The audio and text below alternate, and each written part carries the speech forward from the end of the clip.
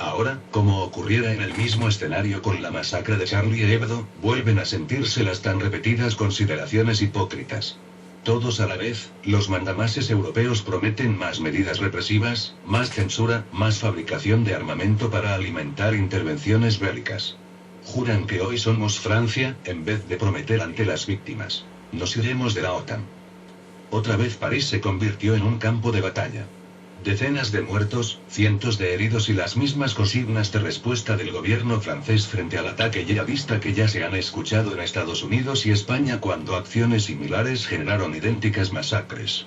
Frente al horror se quiere responder con más horror, se habla en los titulares de los principales medios con total ligereza, de que ahora sí empezó la guerra, o se alimenta la idea en forma directa o solapada de que el mundo árabe y musulmán atenta contra la sacrosanta democracia francesa. A sabiendas que la casi totalidad de esa colectividad repudia al ISIS y sus protectores. Tiene muchísima razón el presidente sirio Bashar al-Assad cuando, después de condolerse por las víctimas de los atentados, recuerda que Francia conoció ayer lo que vivimos en Siria desde hace 5 años. Y lo dice precisamente quien en innumerables ocasiones ha intentado, como antes lo había hecho el líder libio Gaddafi, convencer a los gobernantes franceses que no armaran, equiparan logísticamente y costearan con millones de dólares a los ejércitos mercenarios que han sembrado el terror, la muerte y el desesperado destierro de cientos de miles de sirios e iraquíes. En cada ocasión que este mensaje resonaba en los foros internacionales, la posición francesa siempre fue la misma: ratificar su creencia de que exportando la guerra, alineándose con la OTAN y subordinándose ante el mandato imperial monitoreado desde Washington, el problema sirio, es decir el tan buscado derrocamiento de al-Assad, iba a ser resuelto. Está claro que como le ocurriera a los gobernantes derechistas españoles el 11M del 2004, el tiro les salió por la culata. En esa ocasión, el yihadismo, al que España y su alianza con la OTAN habían querido combatir mediante su presencia en Irak y Afganistán, decidió responder con la misma medicina, y como en París ahora, los que pagan los errores de los poderosos siempre son los ciudadanos de a pie, cuya única culpabilidad, si es que la tuvieran, quizás sea votar y catapultar a la presidencia a esos asesinos seriales que luego los condenan a la muerte. Ahora, como ocurriera en el mismo escenario con la masacre de Charlie Hebdo, vuelven a sentirse las tan repetidas consideraciones hipócritas. Todos a la vez, los mandamases europeos prometen más medidas represivas, más censura, más fabricación de armamento para alimentar intervenciones bélicas. Juran que hoy somos Francia, en vez de prometer ante las víctimas: nos iremos de la OTAN. Con esas y otras actitudes similares dejan al descubierto que junto con los asesinos de un yihadismo que no representa de ninguna manera al Islam, ellos, los Hollande, Sarkozy, Rajoy, Merkel y quienes los auspician desde el Pentágono, son los principales responsables de estas acciones bárbaras. Las han alimentado persiguiendo hasta el cansancio a los musulmanes de la periferia de París y las diversas ciudades francesas, negándole el uso de recintos para hacer sus oraciones o generando allanamientos en las mezquitas donde era común practicar pacíficamente su derecho al rezo. Allí están como ejemplo esas leyes que prohíben desde 2011 el uso del velo y también la pollera islámica y la burka en los espacios públicos, no obligando de la misma manera a ciudadanos franceses que comulgan con el judaísmo. Segregando al mundo islámico y exhibiéndolo ante la sociedad francesa como el enemigo, de la misma manera que Israel hace con los palestinos desde hace más de 6 décadas.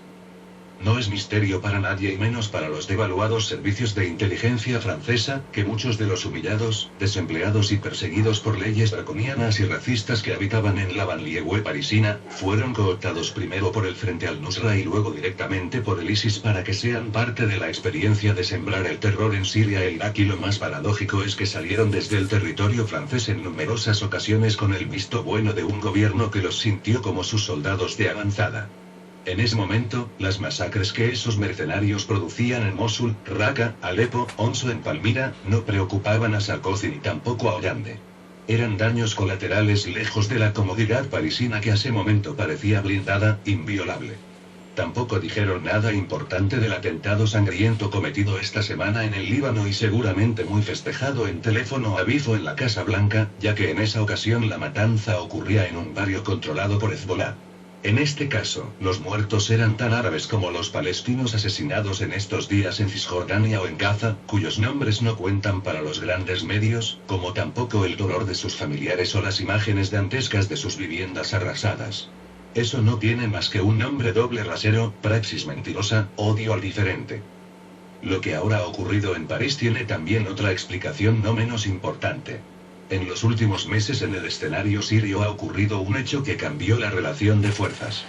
Rusia decidió intervenir, al rescate de un gobierno y un pueblo asediados por el terror, y lo hizo a su manera, logrando éxitos inmediatos en la lucha contra el ISIS y demostrando que todas las acciones anteriores, propagandizadas por la OTAN y Estados Unidos, habían sido una farsa gigantesca.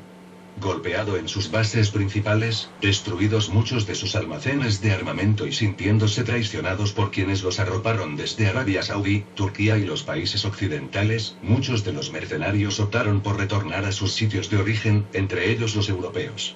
Tanto es así, que ese retorno fue anticipado por algunos analistas franceses, quienes aseguraban que ahora el peligro puede estallar a nuestros propios pies.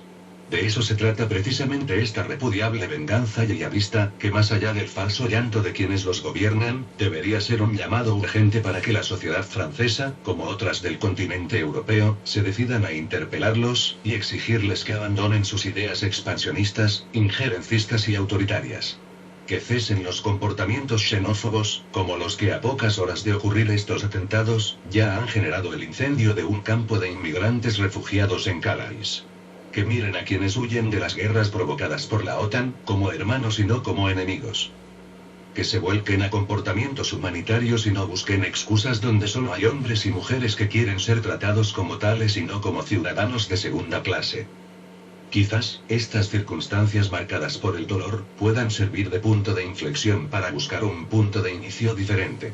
Si esto no ocurriera, como parece probable visto lo visto, nadie, absolutamente nadie tendrá derecho a preguntarse, cuando el horror se repita, ¿por qué a nosotros?